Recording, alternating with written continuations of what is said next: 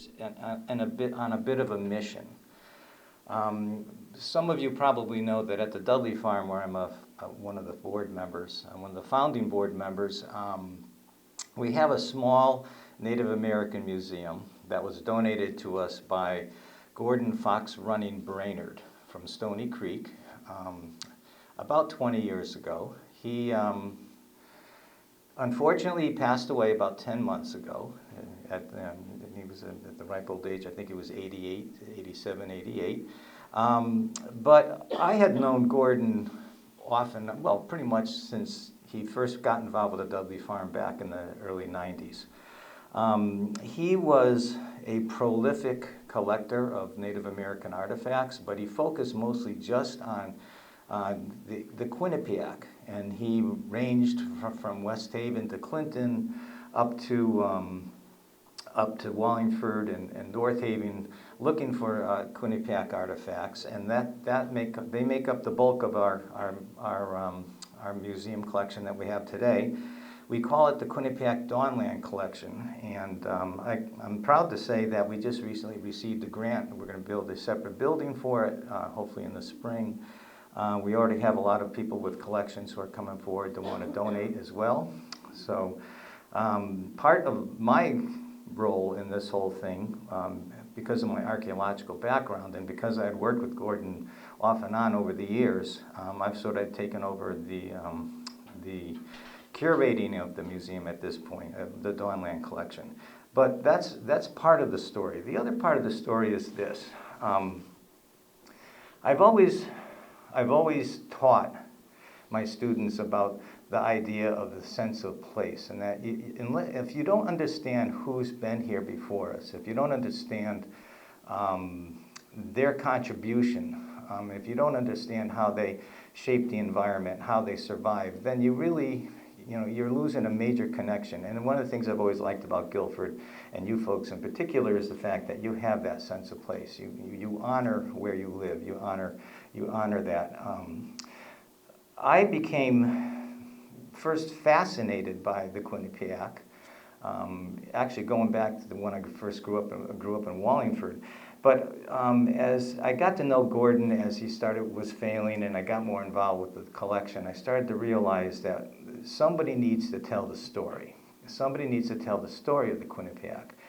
And since then, I decided, well, I think I'll write a book, a history of the Quinnipiac. But then I realized it was already done. And I decided I would write a historical novel. This is my first novel. And the reason why I did that was because I wanted to really show the impact of that first 50 years of English colonization on the Quinnipiac, how their culture and their way of life was impacted. And I felt I could do that mostly through a novel, because it's sticking to the historical facts, but of course being able to sort of highlight certain aspects of how their culture was impacted. And then in order to make sure that I really got into the whole idea of their culture and their relationship to nature and their spiritual life, I decided to write it from the point of view of a shaman. So the main character is actually was a young man who actually lived here in Monunketuk when Whitfield and the gang came. His name is Ponam.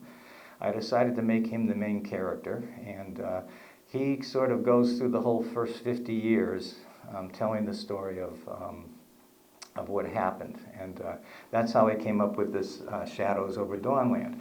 Some of you may recognize or maybe not recognize that image. If you're from North Guilford, you might. Anybody think they can? It's not a real clear picture, but yeah, that's Bluff Head, okay? And one of the things in doing research I realized and found out is that the Bluff Head was more than likely a sacred effigy for the Quinnipiac people. There's a lot of documentation from the English point of view about their use of effigy stones and things of that nature. And it's also on something called the Hammonasset Line, where you can actually witness the solstice, each solstice hitting it. shining on it, but that's a whole other different story. But rather than talk you to death, I think I'm going to just read a little bit of the introduction of the book so that you can kind of get a flavor, and then I'll get into the slides, if you don't mind. The flames formed a swirling column of red and orange as they towered upward, singeing the green leaves of the tree branches above and wrapping them in a gray cloak of smoke that merged with those of the other 12 burning Weetus, forming an undulating cloud above the village. A Weetu, by the way, is that Quinnipiac word for wigwam. That awful morning, the fires consumed the homes of my parents and the others who had recently died from the horrific pestilence we were powerless to stop. The sound of the crackling flames was accompanied by the eerie, wailing cries of anguish from those of us who still lived. How could this be, I asked myself over and over as I stood numbed by shock, my eyes fixed upon the burning Weetu I had shared with my mother, father, and sister until just a few days ago. The fire eagerly ate away at the reed mats that had been the skin of the Weetus, quickly exposing the frame of saplings that formed its skeleton. Everything my family had possessed, except for a few of my personal belongings, had been left inside for the fire to consume and through the smoke bring them to my family's new home in the spirit world, where they would live happily with Khitan, the Creator. They each had died, one after the other, within 3 days. First my sister, then my father, and finally mother. All suffered from fevers and were so weakened by the pain they could not lift their heads from where they lay. Unable to swallow, they could not drink or eat. They died covered with bloody red spots and sores, the terrifying mark of the sickness. All I could do was sit by them, terrified by what was happening, and the thought that I too might suffer their fate, but even worse, be left alone. Kamasuk, our village shaman, tried valiantly to the point of exhaustion to remove the sickness that had found its way into them, using all his skill as a healer and conduit of the spirit world. He had done the same for others from our band, the Manunkatuk, but was only able to guide a few to overcome the sickness the strange men from across the sea called smallpox. Of that handful of survivors, one was my best friend, Shambisqua, the daughter of our sachem, the Sungsqua Shampashua. Little did I know that terrible day of the burning Weetus that it would be the start of my 50-year journey to follow in the footsteps of Kamastok and trying to help my people. The Quinnipiac survived the flood of calamities that accompanied the arrival of the Awani, who were the English coat wearers, to the shores of our Dawnland. I know now from the perspective of time and age that the dark shadows that had formed under the smoke of those fires still had not disappeared, and that my challenge, like that of Kamasak, continues to be to guide the few survivors of the people through them to a place of light and life. Through the hardened memories of my many years, it is easy for me now to see how innocent we were, trapped by a destiny forged by a collision of two worlds. How could we, the people, have known the heartbreak and suffering that would engulf our way of life? On the morning of the burning Weetus, dark shadows began to descend and only thickened as the cycle of time spun on in its inevitable way. But as shaman of the people, I know the light of the past, which much faded and obscured, still shines at the edge of the darkness. But is it too late to save our way of being? Though old and tired now, I still trust in Khitan and will continue to search for a way around these shadows, or I will be forever haunted by them and when I leave this life to dwell among the spirits. Kind of a bummer, huh?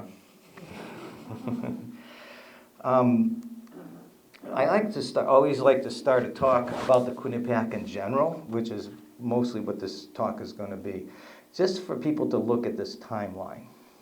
It's really sort of an amazing thing to think about that the Quinnipiac or their ancestors were actually here going back 14,000, 15,000 years. And that from the point of view of the Quinnipiac, who were the woodland people here, the time period of human occupation in this area really started at the end of the Ice Age. And as people who've been in this part of the world, and our ancestors who came from other places, it's amazing to think about how short our time period is here compared to theirs. Of course, for a while, there was a mile of ice above us here in Guilford during the last ice age, and no life, no animal life, no human life was certainly here. But the ice began to melt about 26,000 years ago. The ice shield, the end of the ice, actually came down to what is now Long Island Sound and stopped. And I used to always tell my students, if you know anybody from Long Island, you just have to tell them they're nothing but the rubble pushed down by a big giant ice plow. Sorry if you're from there. And then the ocean was actually 60 miles to the south of Long Island today. So there was this tremendous expanse of land, open land down in this area, and I would imagine there's a tremendous number of Paleo-Indian sites in particular down there, but we'll never know because it's all underwater now. As the ice began to retreat 20,000 years ago, 17,000 years ago, and it melted, what is now Long Island Sound was actually a big glacial lake, a freshwater lake. There was a waterfall over in this area that was supposedly larger than Niagara Falls in terms of the volume of water and size. And as the glacier continued to move up over hundreds and thousands of years, the area to the southern part of Connecticut, and here's we're hanging out here in Guilford, actually became a tundra. And into that tundra came the first animals, and following them, the first people. Well, what kind of animals were there? Well, there were mastodons, mammoths, caribou, other large herbivores that are now extinct, buffalo, and following those herds were the ancestors of the Quinnipiac. I love this picture because I love to think about these guys walking around here, but there you go. Now these hunters they would come up here, but only seasonally because winter life was impossible here at that point, and the animals would actually leave themselves. We know for a fact archaeologically that early indigenous people in the Northeast did in fact hunt these animals. There have been remains found in New York and in New Hampshire with native projectile points with the remains, with the fossilized remains. One of the things that was really important to remember is that the people who were here were incredibly were able to adjust and adapt to the climate and the environment in a way that we will never know. But over time, what happened was the climate began to change, the environment began to change.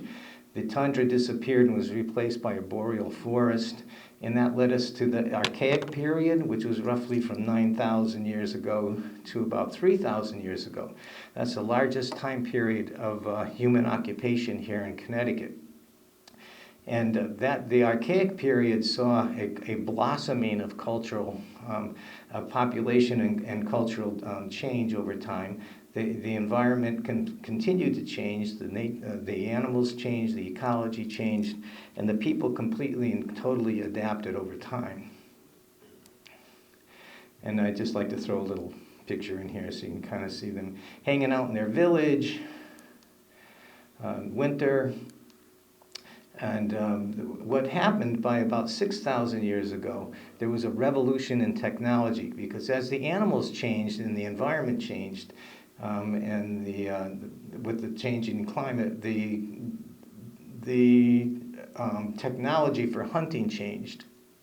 And for most of the time period of Native American habitation here in Connecticut, the main weapon was the addle-addle, which a lot of people don't know what that is, so I have a little picture there.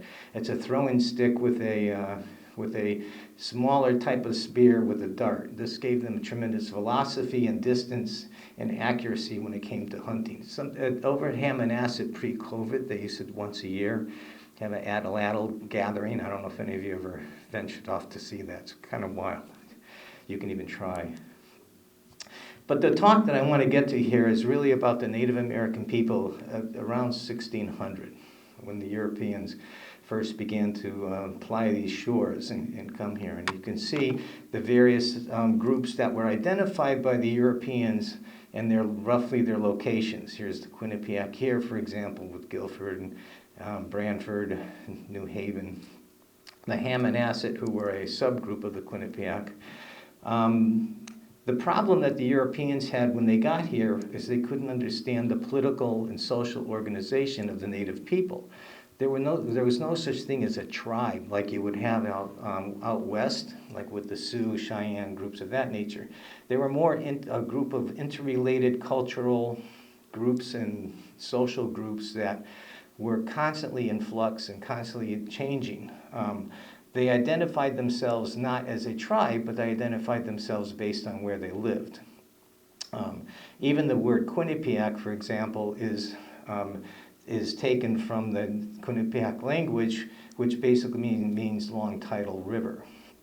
And Monunkatuck was simply just a place name for this place where the native people lived.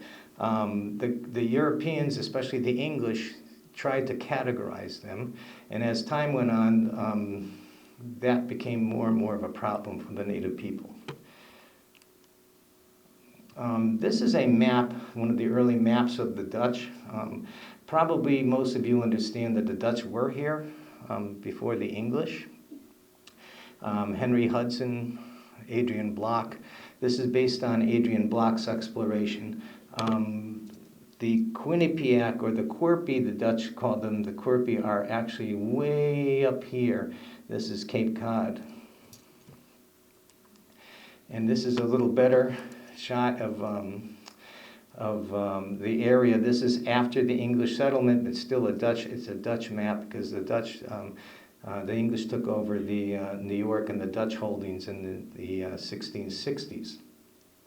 And you can see here, New Haven, etc., the Quirpies once again. Now the question is, what were the Dutch doing here? Well, the Dutch, unlike the English, came primarily to trade, and they were looking for beaver pelts and otter pelts in particular. Beaver and otter fur hats were all the rage in Europe, and if you were anybody, you had to have one. So the Dutch were capitalizing on that, and they opened up trade throughout the coastal Connecticut and even up the Connecticut River, up the Hudson River, and down through coastal New Jersey. It's been estimated by 1630, the Dutch, just out of the Connecticut River alone, took out over 20,000 beaver pelts. So that's why they were here. Now, the native people were more than eager to trade with the Dutch, because the Dutch offered them things they didn't have. We'll get more into that. Things like kettles, metal implements, metal knives, metal tools, and even firearms. Oops. But the Dutch figured out real early on that there was one item in particular that native people in this region produced. They were wampum beads, and you can see them on the left-hand side there. Wampum beads are made from the quahog and the whelk shells, and they were used, as I'll show you in a second, to show, to basically tell the story of who somebody was, who they, what their lineage was, where they lived, who were their people, things of that nature. They were highly prized even as far as the Great Lakes, and so what happened is the Dutch early on decided that they were going to trade with the natives in this area for wampum, and then take the wampum and bring it up to upstate New York and upper New England to get furs from that area. This is one of the most famous wampum belts of all time. It's the Iroquois wampum belt with the 5 nations. Just to sort of give you an idea what the symbolism meant. Now, I was privileged many years ago, in the late 90s, to actually be involved in locating the Dutch fort on Indian Neck in Brantford. And the reason why we were able to sort of start that exploration is we had found on the left-hand side is the Ezra Stiles map of Indian Neck that located the fort as a little sort of X. So we recreated this map to sort of give you an idea. One of the things that is now pretty well understood here in Connecticut is that the Dutch were incredibly active prior to the arrival of the English. They may have had more than one location besides this one and had, I mean, on Indian Neck. They had another trading house for a while where Saybrook is today. And of course, they had the famous one up in Hartford. That just shows you Indian Neck. I'll just kind of zip along here. But by the time the Dutch were here, however, the Quinnipiac were sort of organized into 4 main villages. The main village of the Quinnipiac was Mayunkatuk, where now New Haven and East Haven is, and the Grand Sachem was Momagan. Totucket was in Brantford, and the Sachem there was Quasaconch, and he was the uncle of Momagan and Champashu. And then we have Manunkatuck, which is Guilford, and the Sachem there was the Champashu, who was one of my heroes. And then there was another village on the upper Quinnipiac in what is now North Haven. The English never recorded a name for that, but we know it was under the leadership of Montouise. They were all active in terms of trading with the English, and you can see their basic locations on this map, with Momagan on what's now the Fairhaven, East Haven area. You have the Indian Neck here. Manunkatuck or Guilford would have been here, and then of course Montouise there. Now, when the English arrived in Massachusetts, first the Plymouth Colony in 1620, and then the English Puritans in Massachusetts Bay, the competition grew quickly with the Dutch over control of the trade with the native people, and the Dutch decided to preempt the English by establishing the House of Good Hope on the Connecticut River, where Hartford now is today. This is in 1632. In 1633, the English from Plymouth decided to build a trading house in what is now Windsor, just north of the Dutch, in order to capture the trade coming down the river. And then in 1634, the English from Massachusetts Bay Colony established a trading house in what is now Wethersfield. So the competition was fierce. Now, what had happened is the Dutch had worked out a deal with the Pequot in the early 1620s, where the Pequot would control, through intimidation, warfare, whatever, coercion, all the trade of wampum that was being produced by other groups like the Quinnipiac. And in return, they would guarantee the Dutch the wampum beads, and the Dutch would trade the European items to them, which they would then disperse to the other tribal people. Kind of worked out okay for a while, but we'll get into what happens. Of course, groups like the Quinnipiac were tributaries of the Pequot. Now, what happened, and you probably got a sense of that when I was reading from the book, in 1633-34, a smallpox epidemic struck all the native people of Connecticut. It was introduced early in the winter of 1633. No one really knows if it was the Dutch in Hartford or the English in Windsor. But it spread quickly along the Connecticut River, decimating their population in a matter of weeks. and then spread quickly throughout the rest of Connecticut. The mortality rate in 2 years was estimated to be between 50 and 80%. Now, having just all gone through COVID, if you can imagine what it's like, 50 to 80% of your people dying in 2 years. I just thought I'd give you a little drama here. By the way, I read in the Hartford Courant this morning that by accident discovered some vials of smallpox virus in Pennsylvania in a lab. But when I thought that's kind of scary. The native people did everything they could to try to cure those who were sick. It turns out they were just powerless to do so. This arrival of this disease so decimated their society, their tribe, their groups, that they began to doubt their whole sense of what the universe was, how the balance of the universe was, and how it had, and they began to feel that it was really being disrupted. The impact on the Quinnipiac for the 2-year epidemic was absolutely amazing and horrible. The population of the 4 main bands, as you can see in the top there, was catastrophic in terms of how they suffered loss of life. The estimate is that there were between 1,500 and maybe 3,000 Quinnipiac prior to the epidemic.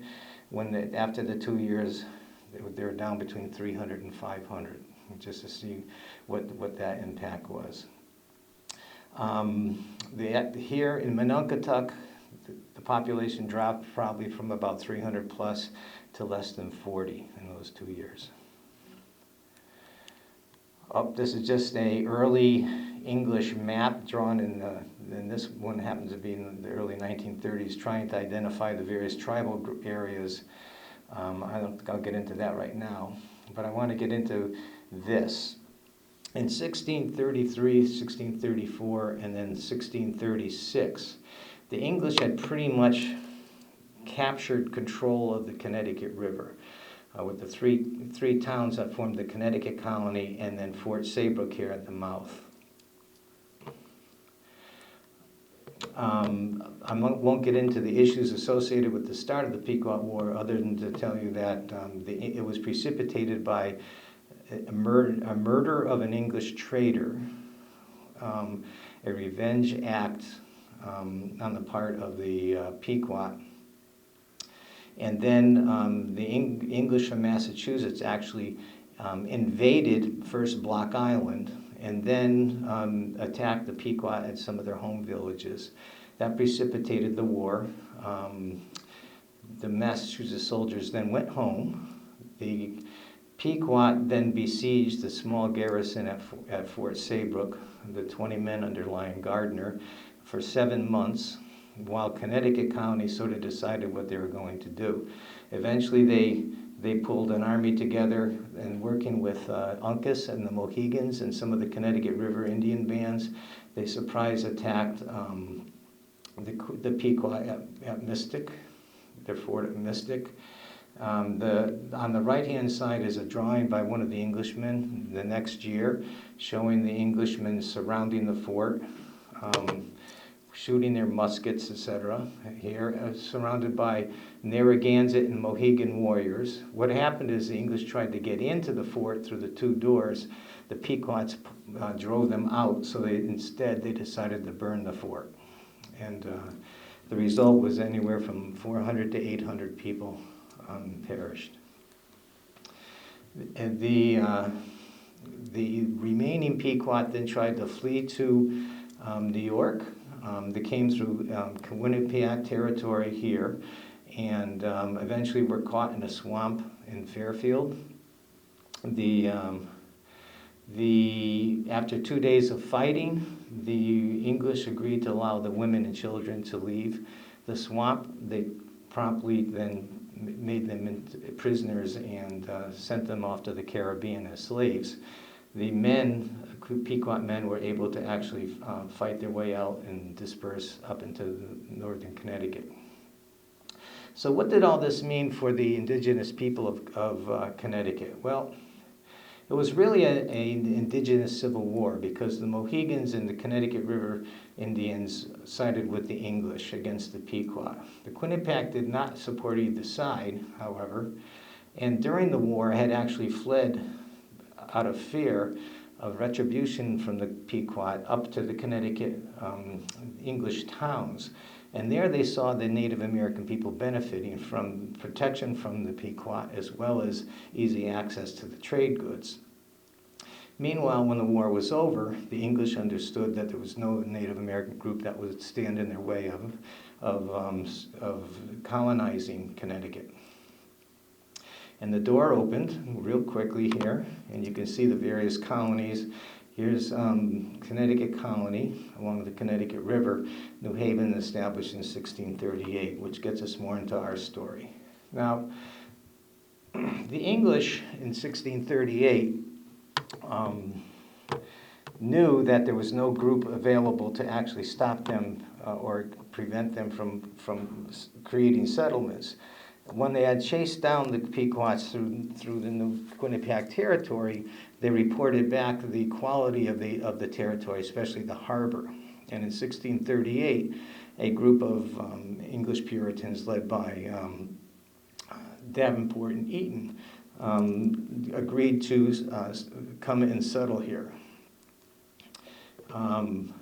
They immediately sat down with the native people and negotiated a settlement where they would be on one side of the New Haven harbor and the Quinnipiac would remain on the other side. We'll get into that in a second here.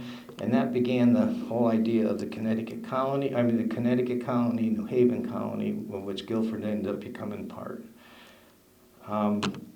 What happened in 1638 was really pretty simple. The English, when they negotiated with the Quinnipiac and Mamagon, they would establish their town here, and they basically designated 1,200 acres in East Haven and Fairhaven for the Quinnipiac as their reservation. You probably all recognize this. This is the famous treaty associated with the settlement of Guilford, with the map, of course. Since I'm kind of running out of time here, so rather than elaborate, this is the oldest known example of a map made by a Native American person. It wasn't actually made by a Native person; it was dictated to Henry Whitfield, who actually drew this. But it located all the basic rivers, streams, and where the Mononcatuck lived, and where they were, the English were going to establish their village. One of the things that's interesting about the Quinnipiac deeds here with Guilford was that sometimes people look at it and they see how they interpret the fact that the people of Mononcatuck were actually victimized by the English, but that's not necessarily the case. I think the English took advantage of them because of the basic idea that the native people did not believe in the concept of land ownership, whereas the English, that was the most important thing for them because land meant wealth. And so when the treaty was negotiated for Whitfield and Company to move here, they made sure that Champasua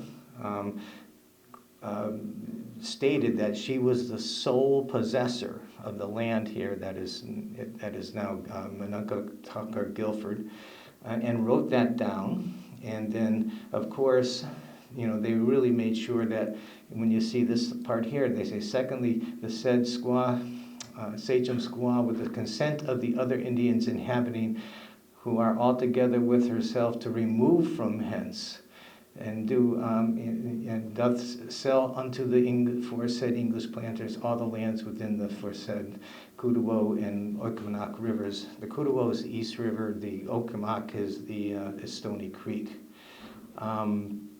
And then, of course, they gave the native people, the Mononcatuck, gifts. And These gifts were seen as valuable items by the native people. These were things that they could use. They did not consider this payment. These were items that because they were a mobile seasonal society, they moved from season to season. These were things that they could carry with them. And you can see the number of different types of things, coats. When they say glasses, those are actually mirrors, kettles, knives, things of that nature.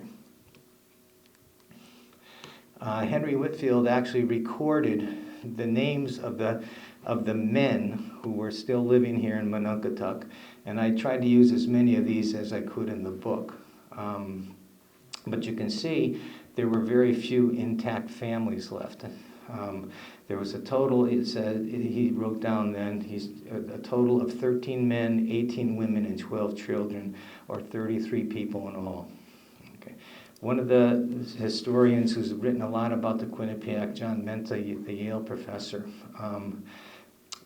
felt that the one reason why the Monunkatuck traded their land, or agreed to share the land, I should say, with the English, was because there were so few of them left, and they felt that this would be an advantage for them in terms of obtaining trade goods.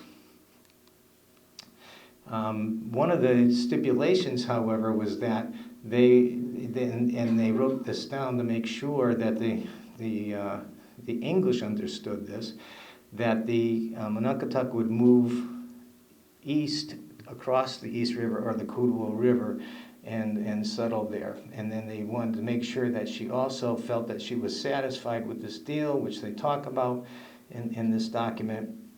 And then they talk about, well, if the Monunkatuck harm any of the English livestock, etc., the English would be compensated, and the same thing with the English compensated natives for any damages. So what happened was the Monunkatuck left this area and settled on what is now Madison, just east of the East River. This map I've always used, and I love it. This was drawn by Joel Helander a long time ago, but it sort of shows you exactly the process associated with Guilford actually being bought or taken in sections through agreements with the native people. One of the problems that always bothered the original settlers of Guilford is they weren't sure in 1639 where the ultimate boundary was to the north. And we'll get into that in a second.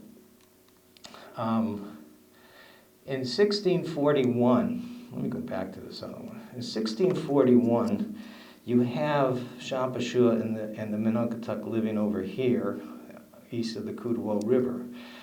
Uncas, the Mohegan, claimed that that was his land based on the fact that he had married the daughter of the Hammonasset sachem. And that land belonged to him. And he began to put tremendous amount of pressure on the Monunkatuck to actually leave. And so within 2 years, they moved there in 1639, but 1641 they simply left. They left the land to Uncas. Now Uncas was pushing to basically dominate and control all the native groups in Connecticut, and even taking on the Narragansetts, in a power struggle. So he, when he claimed this land, what happened was he immediately agreed that he wanted, or told the English he wanted to sell it to them. Well, what happened is, I won't get into this whole thing, but what happened was the English were very suspicious of Uncas, and they actually made this a very long document where he had to agree to every single thing that was, first of all, in the property, but also that he, in fact, was the sole owner, and that he had gotten the Quinnipiac to agree that he was the sole owner, which they actually did. These two deeds, by the way, are the ones in the town hall and outside the clerk's office. I'll just go through that really quick. But anyway, so what happened is when the Mononcatuck left east of the Kudawong, they went to the two remaining Quinnipiac villages, and so some went to Indian Neck and some went to Mayunkatuck. Now, by the 1640s, what was happening was that as you can see here, there was a system of mutual dependency in the 1640s. The English really depended on the native people for a tremendous amount of things. The Quinnipiac provided them with fish and with meat and taught them how to hunt. They taught them how to grow corn. They taught, they produced wampum beads, etc. It was really a pretty reciprocal relationship. And starting in the 1650s and 1660s, that the mutual dependency started to break apart as the English population began to grow. And as the English population began to grow, there was increasing pressure on the Quinnipiac to give up land to the English as for agricultural purposes. Things were relatively stable until the 1670s. And what happened was in the 1675, the Wampanoag sachem, King Philip, actually led a rebellion of native people in Massachusetts and eventually Rhode Island against the English colonists, called the King Philip's War. The war lasted for 2 years, and in terms of the amount of casualties suffered by both sides, it's probably the greatest loss of life percentage-wise in the history of the United States. Many English towns were burned, people were killed, Native Americans, villages were destroyed. In the end, the English were able to defeat the native people by denying them their food supply, and they eventually were defeated. But during this war, the Quinnipiac fought on the side of the English, and the reason why they did is because they had no choice. From that point on, they were always viewed with suspicion. They were looked at as an impediment to expansion, and that they were no longer needed for any particular reason economically. So what happened began in the 1670s and 80s, began a process of serious marginalization of the Quinnipiac people. And they found that the only way they could survive was to start selling their land. And by selling their land to the English, they were able to obtain money so that they could actually function within the English system, because by the 1680s, the area of southern New England, or southern Connecticut in particular, was being transformed into an English countryside with farms and increasing number of villages. It became almost impossible for the native people to maintain their way of life. That gets us back to the Guilford map. In 1686, up here on what is now North Guilford, I guess according to Joel, that's Quannapoag. The Quinnipiac and the Mononcatuck were still utilizing that area. The English began to move in particular, and wanted to, take that area over. So they negotiated with Shapash's son, Nashup, and what happened was Nashup got a great agreement where they could remain there if they wanted. They could continue to hunt and fish if they wanted, even if the English moved in. And according to all the Guilford records and the records at the Henry Whitfield Museum, a native village actually remained in the Westlake area of Guilford here up until the 1830s, when they finally gave up and left. So what happened then is that 1690s and up to about 1710s, the increased poverty sort of forced the remaining Quinnipiac to to make some decisions. They could no longer maintain their lifestyle, and they had a choice. They could either adopt the English way of life and sort of give up their traditional culture, or they could move on. And what happened was many of them became refugees. And as refugees, they joined other groups from Connecticut, and they joined together. They had that small group of Quinnipiac, Niantic, Pogasets at West Lincoln, North Guilford, but most just simply left the area completely. Many joined together with other refugees to form the Schaghticoke, who are still up in northwestern Connecticut and Kent. Some of them ended up blending in with the Mohegans. Some of them actually went to live with the reconstituted Pequot. Some went with the Narragansetts. And in the 1720s and 1770s, they began to completely leave this area. Now, some of them, not all of them left. Some of them did what was called hiding in plain sight, where they simply sort of kept their heads down and tried to live on the outskirts of the English villages and towns and societies, doing odd jobs, making baskets, that kind of thing. And every town in this area has a story about the last Indian in the town, that kind of thing.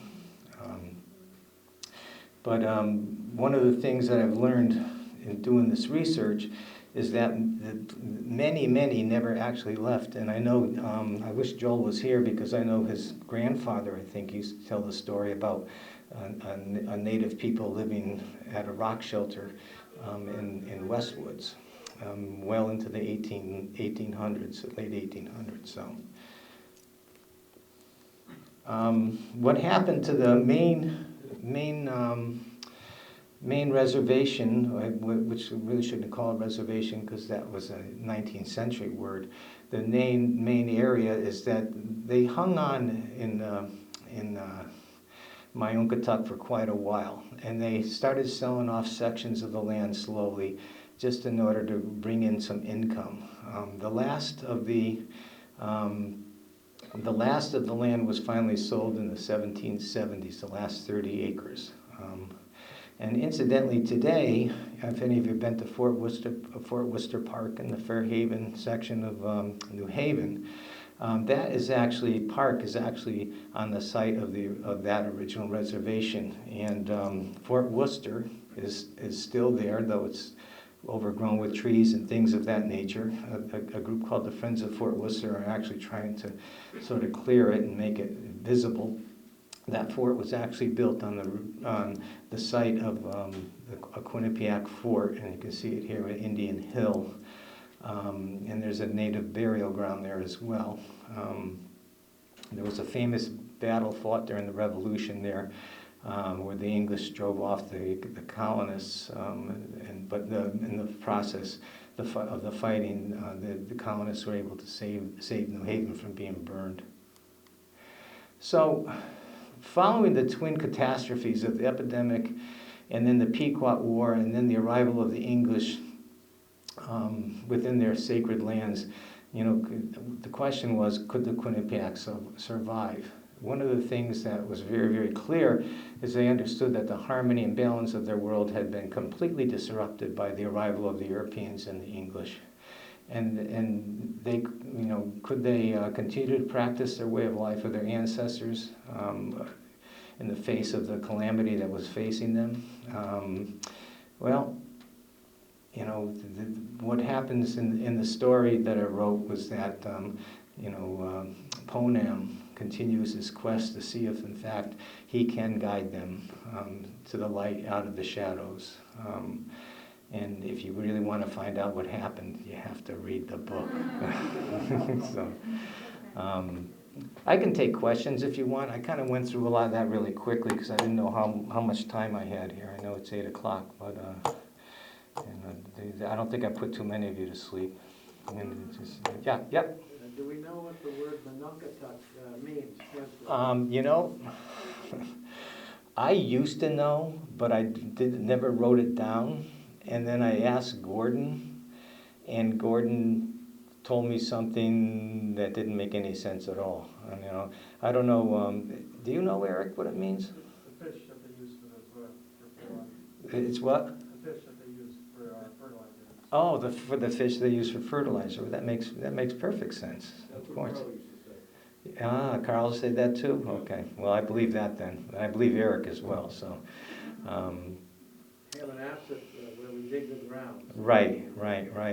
And that's part of the issue that the English had. They just couldn't quite, when they said, for example, who the people here, they said, "Who are you?" And they said, "We're the people of Monunkatuck," which meant they're talking about the land, the place where they lived.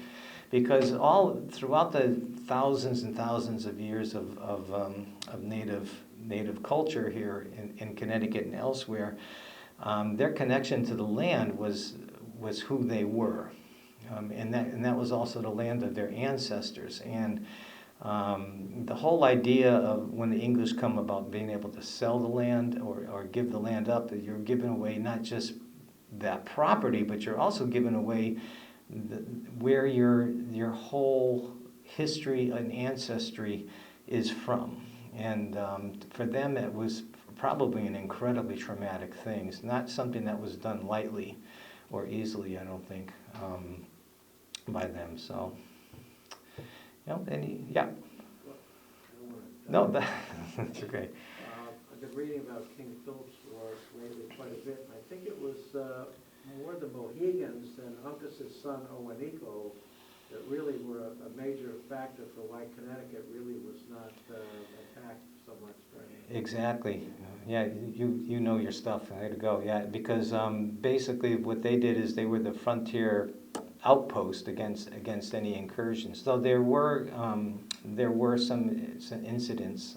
I think Simsbury was burned or attacked, and there was an incident even in Meriden where something. But yeah, the Uncas by siding with the English twice, sort of kept the English from being defeated twice. I don't think the English, even during the Pequot War, would have necessarily have won if it wasn't for Uncas. So, yeah. And then his influence on the rest of the native people after the Pequot War and then later wasn't good. It was pretty negative. As a matter of fact, he put a tremendous amount of pressure on the Quinnipiac. He had one of his major sagamores or counselors actually move to what is now the area called Foxen in East Haven to keep an eye on the Quinnipiac and to put pressure on them. And that area today is still called Foxen. So there was no love lost, between the Quinnipiac and Uncas and the Mohegans. So. And I found interestingly over the years, being involved with archaeology throughout the 80s, 90s, and the early 2000s, the Mohegans and the Pequots were not, and still are not very interested in the history of other Native people in the state of Connecticut. They don't offer any assistance. They're very difficult to sort of deal with. I know Gordon himself had discovered an area where there were some tremendous catch of native artifacts in Branford, and the Mohegans claimed it was theirs. There was a real sort of issue associated with that, and I know the Pequot have done that in the past as well. So, it's unfortunately sort of a sad legacy. So, and if a native group like the Paugussets or the Schaghticoke ever apply for federal recognition, those two groups are really good at getting the Connecticut legislature, government, and the representatives to torpedo any movement in that area. So I know the Schaghticoke twice have been denied with pressure from the Pequot and the Mohegan. So, yeah. And they came from New York State, Togonic originally. Well, no, that was always thought that was the case, but it turns out that's not really true. Based on what? That they were always indigenous to the area. But not always.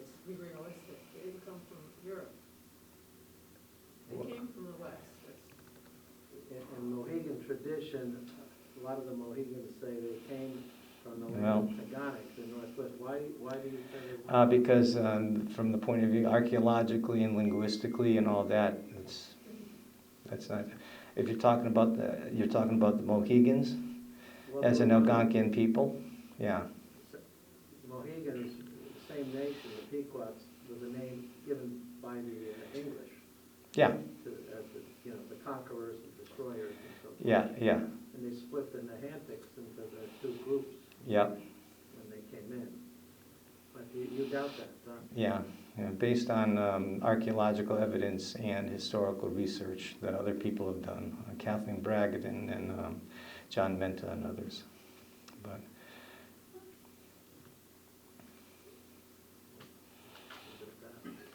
yeah.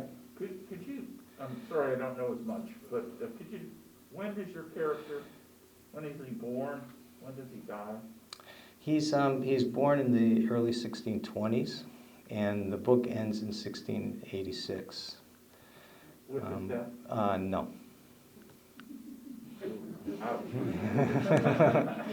Ouch. No. So, Is it a happy ending? you probably need some tissues. So, well, that's it. Okay, well, thank you very much. So do you have books available here this evening for purchase? Yep, they're over there. And where else might people buy them? Breakwater Books has Breakwater some, Books. R.J. Julia's does as well, Amazon, and Barnes & Noble online, all those wonderful retailers who are destroying the independent bookstores. I also have a copy of my latest book. It's called Ancient Wisdom, Modern Hope, Relearning Environmental Connectiveness, and it's using Native American teachings and study of archaeology to sort of talk about how Native American people have in the past and currently are able to sort of understand their relationship with with nature as a reciprocal one based on connectiveness, as opposed to our society, which sees humans and as separate. And so it was a lot of fun to write that one too. So, but thanks. Well, before you go, Yeah. one last question. Yeah. Before you go, this is such a rich topic. Yeah. What are you going to do next? I'm actually starting to take a look at the history of the native people along the Connecticut River, particularly the Wangunk, who were sort of in the Middletown area down through Haddam, and what their experience was actually like. And if I were to buy all 5 of your books, what's the order I should buy them? Well, the first one I wrote was Saving the Farm, about the Dudley Farm. Oh. And then the second one was Seeing the Past, which is I followed the life of a wannabe industrialist in the 1800s from Northford. It was based on an archaeological dig I did there for 3 years. And what I ended up doing with him is, as he wandered around the state of Connecticut trying to make it, in the industrial world, I sort of told little-known stories about those locations. And just not to want to be a spoiler, but he finally made it in his late 50s with the brand new industry called insurance in Hartford. So, and his gravestone is the largest one in Northford. It's an Egyptian obelisk. So, and then I wrote one about the siege and battles of the Pequot War at Saybrook Fort, based on a grant from the U.S. Park Service. I did it for the Old Saybrook Historical Society. So any purchases of that book goes to them. So as a fundraiser.